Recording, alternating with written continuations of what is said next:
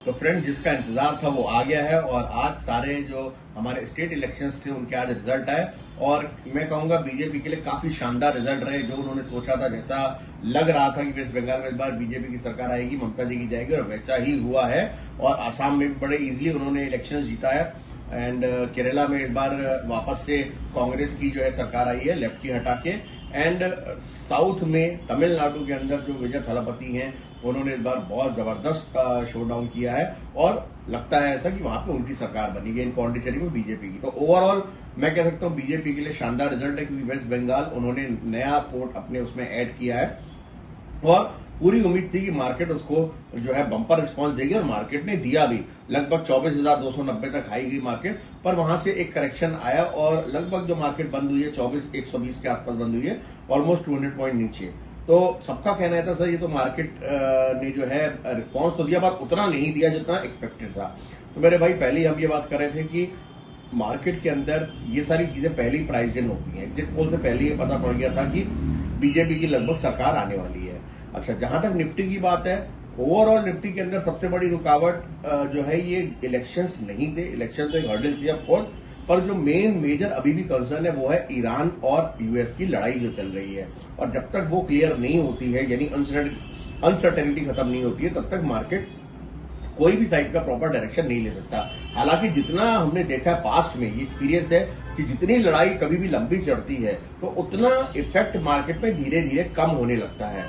वो but obvious है, पर एक चीज यहां पे देखनी पड़ेगी, क्योंकि ईरान में गैस का सप्लायर है, इसलिए अगर यहां पे लड़ाई लंबी खिंचती है तो कहीं ना कहीं गैस, पेट्रोल, डीजल ये सब महंगा होने से इन्फ्लेशन के ऊपर बहुत जबरदस्त असर पड़ेगा और महंगाई बढ़ने से ओवरऑल इकोनॉमी पूरी डाउनफॉल में जाती है, क्योंकि लोगों की परचेजिंग पावर खत्म हो जाती है। जिन लोगों की ईएमआई होती है वो ज्यादा जाने लगती हैं, हर चीज महंगी मिलने लगती है, तो वो नई नई चीजों को अफोर्ड नहीं कर पाते और इसका सबसे बड़ा इफेक्ट आने वाले टाइम में ऐसा हमें लगता है कि रियल एस्टेट के अंदर देखने को मिल सकता है अगर ये लड़ाई और ज्यादा लंबी चलती है। तो जहां तक मार्केट की बात है तो उसमें हम एक निफ्टी की बात कर लेते हैं। निफ्टी इस वक्त बिल्कुल रेंज बाउंड में हम देख रहे हैं कि 23,550 से लेके लगभग 24,650 की रेंज बना ली निफ्टी ने।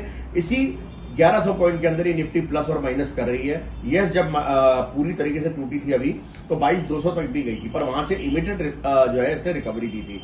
फिलहाल ऐसा लगता है कि जब तक निफ्टी 24,650 के ऊपर की क्लोजिंग नहीं देती है, कोई बहुत बड़ी तेजी अभी हम नहीं देख रहे हैं, और जब तक 23,550 के नीचे का ब्रेकडाउन देके क्लोज नहीं होती है तब तक हम बहुत बड़ी मंदी भी नहीं देख रहे हैं। तो तब तक क्या करना है, ये रेंज है दोस्तों।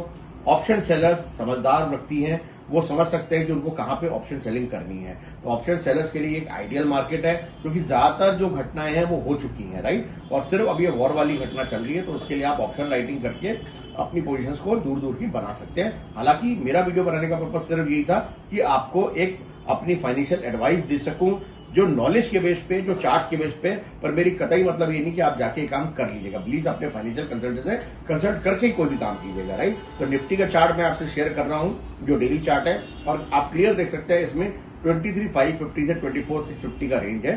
तो निफ्टी अभी यहां पे फिलहाल देखा जाए तो साइडवेज टू बुलिश लगती है।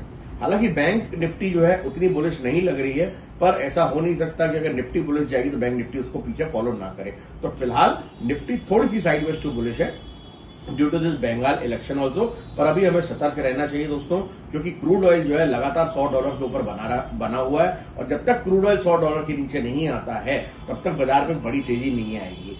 Again gold and silver long term में बहुत अच्छे लग रहे हैं। ऐसा लगता है कि लड़ाई जैसे ही अभी 15 दिन 20 दिन महीने में थमती है तो गोल्ड सिल्वर भी बहुत तेज भागेंगे और इस दिवाली तक अपना वापस से, खास करके गोल्ड जो है, जैसा हम लगातार उसमें बता रहे हैं कि वापस से 175-180 की लेवल्स तक जा सकता है। तो let's keep our finger cross, जितनी जल्दी ये लड़ाई खत्म हो उतना सारे वर्ल्ड के लिए, सारी इकोनॉमी के लिए अच्छा है, और जितना लंबी ये लड़ाई चलेगी उतना ही सारी इकोनॉमिक्स के लिए खराब है। तो वी आर वेरी होपफुल कि लड़ाई जल्दी जल्दी खत्म हो, और तब तक आपको सिर्फ करना ये अपने स्टॉक्स को सिलेक्ट करना है जिनके प्राइस आपको लगता है काफी अच्छे करेक्ट होते जा रहे हैं, उनके अंदर आप एवरेज बाइंग अपनी कर सकते हैं, क्योंकि अल्टीमेटली मार्केट को जाना ऊपर ही है। रिजल्ट का भी सीजन है, आई होप अभी ऑटो सेक्टर के रिजल्ट काफी अच्छे आ रहे हैं। थोड़ा सा बैंकिंग से हम दूर रहेंगे क्योंकि बैंकों में भी प्रेशर आ सकता है। तो ये मार्केट का ओवरऑल अपडेट था। बहुत दिनों से आपसे बात भी नहीं की थी, इलेक्शन का रिजल्ट भी आपसे डिस्कस हो गया। अब कोशिश करेंगे लगातार आपके साथ किसी न किसी वीडियो में हम बात करते रहें, और मिलते हैं नेक्स्ट वीडियो में। तब तक take care, good bye and Jai Hind.